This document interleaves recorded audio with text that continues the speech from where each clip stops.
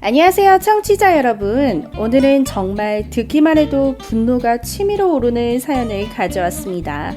가장 믿었던 남편이 하필이면 친정 사촌 동생과 바람을 피웠다면 여러분은 어떻게 하시겠어요?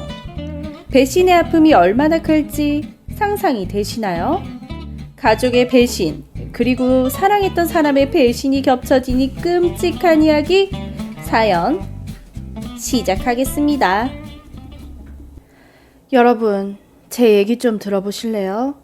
정말이지 제 인생이 한순간에 무너져 내린 이야기를 들려드리려고 합니다. 지금도 생각하면 가슴이 찢어질 것 같지만 그래도 누군가한테는 말해야 할 것 같아서 이렇게 용기를 냈어요. 저는 올해 43인 평범한 주부입니다. 남편은 46이고 아들이 하나 있는데 고등학교 2학년이에요. 결혼한 지는 20해가 넘었고요. 그냥 평범하게 살아온 가정이라고 보시면 될 것 같아요. 사건이 시작된 건 작년 여름이었습니다. 제 사촌동생 지은이가 서울로 온다고 연락이 왔거든요. 지은이는 저보다 10살 어린 33인데 지방에서 직장 생활을 하다가 서울에 있는 회사로 이직하게 됐다고 하더라고요. 처음엔 정말 반가웠습니다. 어릴 때부터 친언니처럼 자라온 동생이니까요.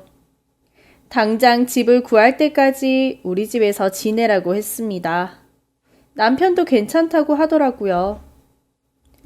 지은이가 우리 집에 들어온 첫날 남편이 그러더라고요. 동생이 참 예뻐졌다고.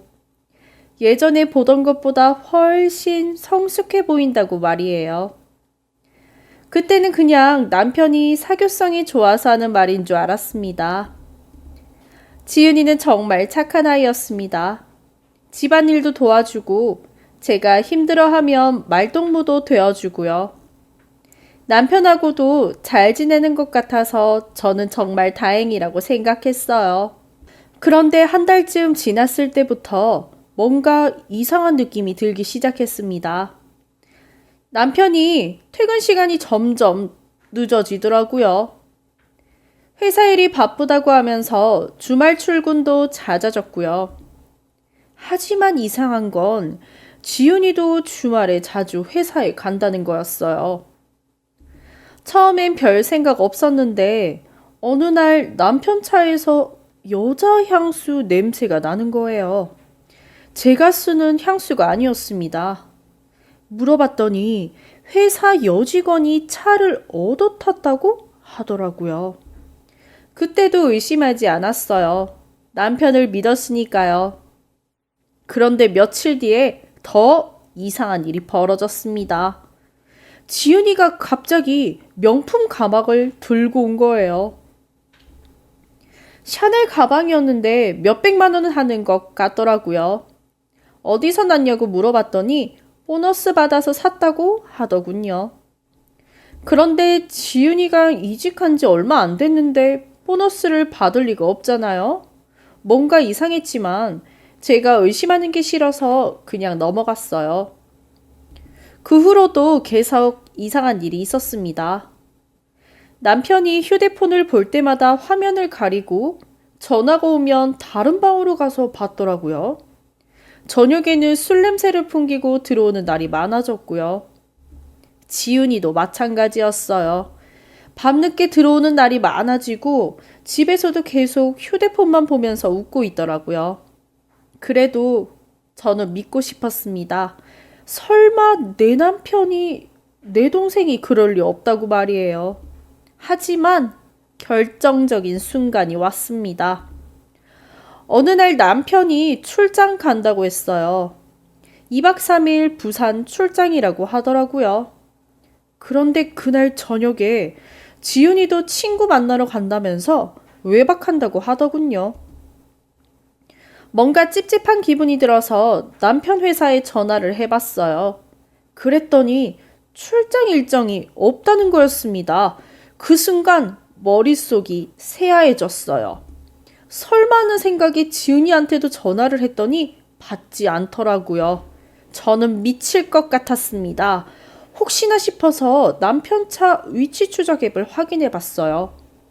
남편 차가 제주도에 있는 리조트에 있더라고요. 더 이상 참을 수가 없었어요. 바로 비행기표를 끊어서 제주도로 날아갔습니다. 리조트에 도착해서 프론트에 물어봤더니 남편 이름으로 예약된 방이 있다고 하더라고요. 마스터키를 받아서 올라갔습니다. 문을 열었을 때 그 충격을 어떻게 표현해야 할까요? 남편과 지은이가 침대에 누워 있었습니다. 둘 다 잠들어 있었고 방 안에는 샴페인 병이 널려 있었습니다. 저는 그 자리에서 소리를 질렀어요. 두 사람이 깜짝 놀라서 일어났고 남편은 얼굴이 새하얘지더라고요. 지은이는 울면서 언니라고 부르더라고요. 그 순간 정말 죽이고 싶었어요. 둘 다요. 남편한테 달려들어서 뺨을 때렸습니다. 살면서 남편을 때려본 적도 없었는데 그때는 정말 참을 수가 없었어요. 지은이한테도 소리를 질렀죠. 어떻게 언니한테 이럴 수 있냐고, 얼굴에 철판을 깔았냐고 말이에요. 남편은 변명을 했어요. 실수였다고, 술을 마셔서 그랬다고 하더라고요. 지은이도 울면서 미안하다고만 하더군요. 하지만 제가 바보는 아니잖아요. 제주도까지 와서 리조트에서 2박을 하는 게 실수일까요, 과연? 그 자리에서 남편한테 말했습니다. 이혼하자고, 더 이상 얼굴도 보기 싫다고 말이에요. 호텔에서 나와서 공항으로 가는데 전화가 계속 왔어요. 남편한테서도 지은이한테서도 말이에요. 하지만 받지 않았습니다. 서울에 돌아와서 집에 들어가니 아들이 있더라고요. 무슨 일이냐고 물어보길래 아빠가 다른 여자랑 바람을 피웠다고 했어요. 그 여자가 지은이 이모라고 하니까 아들이 믿지 못하겠다는 표정을 짓더군요. 다음날 남편이 집에 왔어요. 무릎을 꿇고 빌더라고요. 한순간이 실수였다고, 다시는 그럴 일 없을 거라고 말이에요. 하지만 저는 용서할 수 없었습니다. 한순간이 실수가 아니라는 걸 알았거든요. 남편 휴대폰을 몰래 확인해 봤는데 지은이랑 주고받은 메시지가 수백 개였습니다. 그것도 몇 달 전부터 말이에요. 메시지 내용을 보고 정말 충격을 받았습니다. 둘이 사랑한다고, 나중에 같이 살고 싶다고 하는 내용들이었거든요. 심지어 저를 욕하는 내용도 있었어요. 그 순간 정말 세상이 무너지는 기분이었습니다. 바로 변호사를 찾아갔습니다. 이혼 소송을 하겠다고 했어요. 증거도 충분했고 남편도 잘못을 인정했으니까 쉽게 끝날 줄 알았어요. 그런데 여기서 또 다른 충격이 기다리고 있었습니다. 남편이 재산 분할에서 꼼수를 쓴 거예요. 회사 명의로 되어 있던 재산들을 빼돌리고 통장에 있던 돈도 다 인출해 버렸더라고요. 변호사가 그러더라고요. 이런 경우 재산을 찾기가 쉽지 않다고, 시간이 오래 걸릴 거라고 말이에요. 저는 정말 기가 막혔어요. 바람을 피운 것도 모자라서 재산까지 빼돌리라고 했다니. 더 가관인 건 지은이였습니다. 친정에 연락이 왔는데 지은이가 집에 들어와서 아무 일도 없었다는 듯이 지내고 있다는 거예요. 심지어 자기는 피해자라고, 형부가 먼저 유혹했다고 거짓말까지 하고 있더라고요.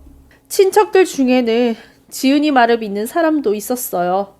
저더러 동생을 음해한다고 하는 사람까지 있었습니다. 여러분, 이게 말이 됩니까? 제가 증거까지 보여줬는데도 안 믿는 거였어요. 그 후로 친정 식구들과도 사이가 틀어졌습니다. 일부는 제 편을 들어줬지만 일부는 지은이 편을 들더라고요. 가족이 둘로 쪼개진 거예요. 이혼 소송은 계속 진행됐습니다. 남편은 끝까지 버티면서 재산 분할을 최소화하려고 했어요. 그러던 중에 또 다른 사실을 알게 됐습니다. 지은이가 임신했다는 거예요.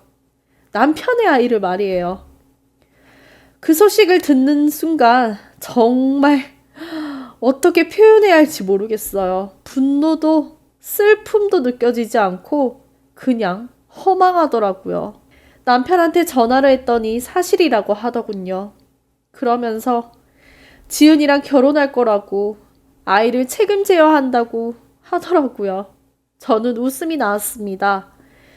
이게 정말 웃긴 일인가 싶겠지만 웃음이 정말로 나오더라고요. 그날 밤 아들이 제 방에 들어왔어요. 울면서 엄마는 괜찮냐고 묻더라고요. 저는 아들 앞에서 무너졌습니다. 지금까지 참았던 눈물이 쏟아져 나왔어요. 아들이 그러더라고요. 아빠를 용서할 수 없다고, 자기는 엄마 편이라고 말이에요. 그 말을 듣는 순간 정말 고마웠어요. 내 편이 되어주는 사람이 있다는 게 말이에요. 결국 이혼은 성사됐습니다. 재산 분할에서는 제가 원하는 만큼 받지 못했지만 그래도 위자료는 받았어요. 남편과 지은이는 정말 결혼했습니다. 아이를 낳았다고 하더라고요. 친정 식구들 중 일부는 아직도 저를 원망하고 있어요. 지은이의 인생을 망쳤다고, 형부를 유혹하도록 방치했다고 말이에요. 여러분, 이해하실 수 있으세요? 제가 뭘 잘못했길래 이런 소리를 들어야 하는 걸까요? 지금은 아들하고 둘이서 살고 있습니다. 작은 아파트지만 그래도 평화롭게 지내고 있어요. 가끔 길에서 남편을, 아니 전 남편을 마주칠 때가 있어요. 지은이하고 아이를 데리고 다니는 모습을 보면 참 아이러니하다는 생각이 들어요. 제가 꿈꿨던 행복한 가정이 저 사람들한테 가 있다는 게 말이에요. 하지만 후회는 하지 않아요. 그런 사람하고 계속 살았으면 더 힘들었을 테니까요. 다만 가끔 생각해 봅니다. 제가 뭘 잘못한 걸까? 남편한테 부족한 게 있었을까? 지은이를 집에 들이지 말았어야 했을까? 하지만 답은 없더라고요. 아무리 생각해도 답이 없어요. 지금도 밤에 잠을 못 이룰 때가 많습니다. 그때 그 장면들이 계속 떠오르거든요. 여러분이라면 어떻게 하셨을까요? 저처럼 이혼을 선택하셨을까요? 아니면 용서하셨을까요? 저는 정말 모르겠어요. 제가 옳은 선택을 한 건지. 네, 지금까지 박미선 씨의 사연이었는데요. 정말 듣고 있는 것만으로도 가슴이 답답해지는 이야기였습니다. 가장 가까운 가족이자 친구 같았던 사촌동생과 남편의 배신. 상상만으로도 끔찍한 일인데 실제로 겪으셨다니 정말 어떤 심정이었을지 짐작조차 되지 않네요. 특히 친정 식구들까지 편이 갈렸다는 부분에서는 정말 안타까웠어요. 피해자인데 오히려 비난을 받는 상황이라니요. 그래도 아드님이 곁에서 힘이 되어주셔서 다행이다 싶습니다. 이런 배신을 겪고도 당당하게 이혼을 선택하신 용기가 정말 대단하신 것 같아요. 그런데 박미선 씨께서 또 사연을 보내주셨는데 그 후에 또 다른 일이 있었다고 하시네요. 후속 사연 읽어드리겠습니다. 안녕하세요. 지난번에 사연 보낸 박미선입니다. 많은 분들이 응원해주셔서 정말 감사했어요. 그런데 그 후에 또 말도 안 되는 일이 계속 벌어져서 다시 펜을 들게 됐습니다. 이혼한 지 6개월쯤 지났을 때였어요. 갑자기 전 남편한테서 연락이 왔습니다. 만나자고 하더라고요. 처음엔 무시했는데 계속 연락이 와서 결국 만났어요. 무슨 일인가 했더니 믿기지 않는 말을 하더라고요. 지은이랑 헤어지고 싶다는 거였어요. 여러분, 그 말을 듣는 순간 제 기분이 어땠을 것 같으세요? 웃겨서 진짜 웃음이 나왔습니다. 왜 헤어지고 싶냐고 물어봤더니 지은이가 완전히 다른 사람이 됐다고 하더라고요. 결혼하고 나서 돈만 밝히고 계속 명품을 사달라고 하고 아이 육아는 시어머니한테 다 맡기고 자기는 놀러만 다닌다는 거예요. 그러면서 자기가 잘못 생각했다고 나한테 돌아가고 싶다고 하더군요. 저는 그 자리에서 말했습니다. 꿈 깨라고. 절대 돌아갈 생각 없다고 말이에요. 그랬더니 전 남편이 울기 시작하더라고요. 자기가 미쳤었다고, 정말 후회한다고 말이에요. 하지만 저는 조금도 동정이 들지 않았습니다. 오히려 속이 시원하더라고요. 그런데 여기서 끝이 아니었습니다. 며칠 뒤에 지은이한테서 연락이 왔어요. 자기도 만나자고 하더라고요. 처음엔 만날 생각이 없었는데 뭔 말을 하려는지 궁금해서 만났습니다. 지은이가 하는 말이 정말 기가 막혔어요. 남편이 바람을 피운다는 거였어요. 회사 후배랑 만나고 있다고 하더라고요. 그러면서 저한테 어떻게 해야 하냐고, 언니는 어떻게 참았냐고 묻는 거예요. 저는 그 순간 정말 어이가 없어서 말이 안 나왔습니다. 자기가 저한테 했던 짓은 생각도 안 하고 이제 와서 피해자 코스프레를 하고 있더라고요. 저는 차갑게 말했어요. 그게 바로 네가 받은 벌이라고, 인과응보라고 말이에요. 지은이는 울면서 미안하다고, 그때 정말 미쳤다고 하더라고요. 이제라도 용서해달라고 했어요. 하지만 저는 용서할 수 없었습니다. 그 사람이 받는 고통이 제가 받았던 고통의 100분의 1도 안 되거든요. 그 후로 몇 달이 지났는데 친정에서 연락이 왔어요. 지은이가 이혼했다는 거예요. 결국 남편의 바람 때문에 결혼 생활이 파탄났다고 하더라고요. 그런데 재산 분할해서 거의 못 받았대요. 남편이 똑같이 재산을 빼돌렸거든요. 지은이가 제가 당했던 것과 똑같은 일을 당한 거예요. 그 소식을 듣고 저는 복잡한 기분이었어요. 속이 시원하면서도 한편으론 허무하더라고요. 더 놀라운 건 그 다음이었습니다. 지은이가 아이를 데리고 친정에 들어갔는데 친정 식구들이 반겨주지 않았다는 거예요. 예전에 저를 괴롭혔던 대가를 받는 거였어요. 지은이는 지금 혼자 원룸에서 아이 키우면서 살고 있다고 해요. 직장도 다니면서 말해요. 가끔 길에서 지은이를 봅니다. 아이를 얻고 힘들게 걷는 모습을 보면 참 씁쓸해요. 전 남편도 마찬가지예요. 회사에서 잘렸다고 하더라고요. 바람 피운 게 들통나서 말이에요. 지금은 작은 회사에 다니면서 겨우 생활한다고 해요. 두 사람 다 자기들이 뿌린 씨앗을 거두고 있는 거죠. 하지만 저는 이제 그 사람들 생각도 안 해요. 제 인생을 사는 게 더 중요하니까요. 그리고 최근에 좋은 소식이 하나 있어요. 아들이 좋은 대학에 합격했거든요. 아들이 그러더라고요. 엄마 덕분이라고. 엄마가 힘들 때도 포기하지 않아서 자기도 힘을 냈다고 말이에요. 그 말을 듣는 순간 정말 그동안의 고생이 다 보상받는 기분이었습니다. 지금은 조그만 카페를 운영하고 있습니다. 이혼 위자료로 받은 돈으로 시작했는데 장사가 잘 되고 있어요. 가끔 손님들이 물어보세요. 왜 혼자 사냐고, 재혼 생각 없냐고 말이에요.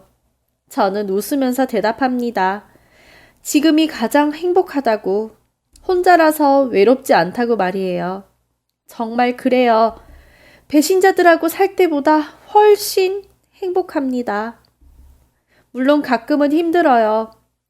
밤에 혼자 있으면 외로울 때도 있고요. 하지만 그래도 괜찮아요. 제 곁에는 아들이 있고 저를 아껴주는 친구들이 있으니까요. 최근에는 새로운 사람도 만났어요. 카페에 자주 오는 손님인데 저한테 관심이 있는 것 같더라고요. 아직 조심스럽지만 천천히 알아가 보려고 해요. 여러분, 저는 이제 알았어요. 배신한 사람들 때문에 제 인생을 망칠 필요가 없다는 걸 말이에요. 그 사람들은 자기들 인생을 스스로 망쳤고 저는 제 인생을 다시 만들어가고 있어요. 힘든 시간들이었지만 그 시간들이 저를 더 강하게 만들었어요. 지금은 정말 행복합니다. 진심으로요. 혹시 저처럼 배신당한 분들이 계시다면 말씀드리고 싶어요. 포기하지 마세요. 분명히 더 좋은 날이 있을 거예요. 저는 그걸 증명하고 있으니까요. 네, 박미선 씨의 후속 사연까지 들어보았습니다. 정말 파란만장한 이야기였는데요. 처음에는 너무나 고통스러운 배신이었지만 박미선 씨는 결국 그 고통을 이겨내고 더 강한 사람이 되셨네요. 특히 인상 깊었던 건 배신한 두 사람이 결국 똑같은 방식으로 고통을 받게 됐다는 점입니다. 정말 인과응보라는 말이 딱 맞는 것 같아요. 박미선 씨께서 말씀하신 것처럼 배신한 사람들 때문에 우리의 인생을 망칠 필요는 없습니다. 오히려 그 고통을 딛고 일어서서 더 나은 삶을 사는 것이 진정한 복수가 아닐까 싶어요. 지금 이 순간에도 비슷한 고통을 겪고 계신 분들이 계실 텐데요. 박미선 씨의 이야기가 작은 희망이 되었으면 좋겠습니다. 힘든 시간이 지나면 분명히 더 밝은 날이 올 거예요. 그리고 가족의 의미를 다시 한번 생각해 보게 되는데요. 진정한 가족은 피로 맺어진 관계가 아니라 서로를 아끼고 힘이 되어주는 관계라는 걸 새삼 느끼게 됩니다. 박미선 씨 곁에서 끝까지 엄마 편이 되어준 아드님처럼 말이에요.